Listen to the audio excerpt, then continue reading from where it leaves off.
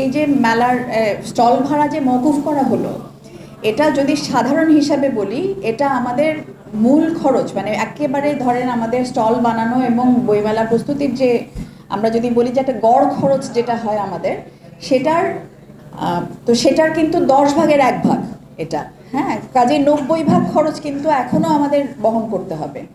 হ্যাঁ, তো এইটা একটা আমার মনে হয় খুবই গুরুত্বপূর্ণ। আমার মনে হয় এটা মানে ছোট বড় স্টল যারাই যেই মাপের নেন তাদের সবার জন্য এটা কম বেশি প্রযোজ্য। তো একটা একটুখানি আমাদের সুবিধা হবে যে এবার যেহেতু সমতার ভিত্তিতে আমরা করছি, প্যাভিলিয়ন বানানোর খরচটা অনেক বেশি, মানে স্টলের থেকেও অনেক অনেক বেশি মাত্রায় আমাদেরকে বিনিয়োগ করতে হয়। তো এবার যেহেতু সবগুলো মানে একই ধরনের হচ্ছে, স্ট্রাকচার হচ্ছে, সেই জায়গাতেও কিছুটা হয়তো আমরা বিনিয়োগ কমিয়ে নিয়ে আসতে পারবো।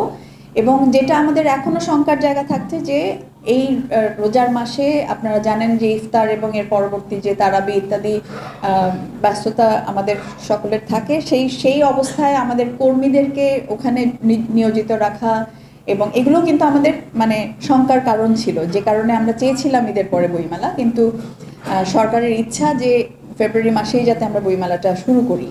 তো তো সেটা আমরা মেনে নিয়েছি। সেটা আমাদের সব রকম অসুবিধা সত্ত্বেও আমাদের কিন্তু এই ব্যবস্থাপনাতেও বেশ একটা ভালো অসুবিধা হবে। আমরা আশা করি যে সরকার কিছু বই কিনবে। তো এখানে আমাদের প্রাথমিকভাবে যে কয়েকটা দাবি ছিল, যেটা আমরা প্রথম যখন অন্তর্বর্তীকালীন সরকারের উপদেষ্টার সঙ্গেও আমরা একবার আমাদের সভা হয়েছিল এবং সেখানেও আমরা বেশ কিছু দাবি দাওয়া তুলেছিলাম। যে আমরা তখন বলেছিলাম যে আমাদের স্টলগুলো তৈরি করে দেওয়ার যে খরচ, সেটাও যদি সরকার থেকে কিছুটা সেই ব্যাপারে সহায়তা দেওয়া হয়। তো সেটাতে ওনারা সম্মত হননি সে সময়। কিন্তু আমরা যেটা আরেকটা কথা বলেছিলাম যে সরকারকে কিছু বই ক্রয় করতে হবে, কারণ এখানে আমরা বুঝতে পারছি যে এখন এই পরিস্থিতিতে আমরা যে স্বাভাবিক অবস্থায় যেরকম পাঠকের সমাবেশ ওখানে দেখতে পাই, সেটা কিন্তু আমরা এই মাসে, এই রমজান মাসে আমরা পাবো না। সমঝোতায় পৌঁছানোর পরে সমস্ত মেজাজটা কিন্তু পাল্টে গেছে। হ্যাঁ, তো এখানে আমরা বাংলা একাডেমিতে গতকালকে যখন একসাথে আমরা সমঝোতা স্বাক্ষর সই করলাম এবং 10টা থেকে 11টা পর্যন্ত আমরা সেখানে মানে ছিলাম এবং সবাই মিলে আমরা বিভিন্ন ধরনের ভাবনাও আমরা আলোচনা করছিলাম যে কিভাবে এই প্রতিকূল অবস্থায়ও কিভাবে বইমেলাকে প্রাণবন্ত করা যায়।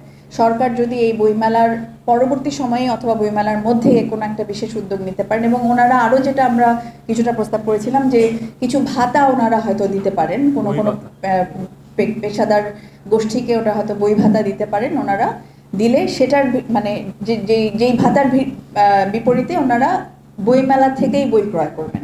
তো সেটাও এক ধরনের প্রণোদনা হিসেবে কাজ করবে পাঠকদের জন্য। তো এই নানানভাবে আমাদের একটু এখানে উদ্ভাবনী নানান চিন্তাভাবনাকে কাজে লাগাতে হবে যে কিভাবে এরকম একটা প্রতিকূল সময় আমরা বইকে প্রাধান্য দিয়ে মানুষের কাছে পৌঁছাতে পারি।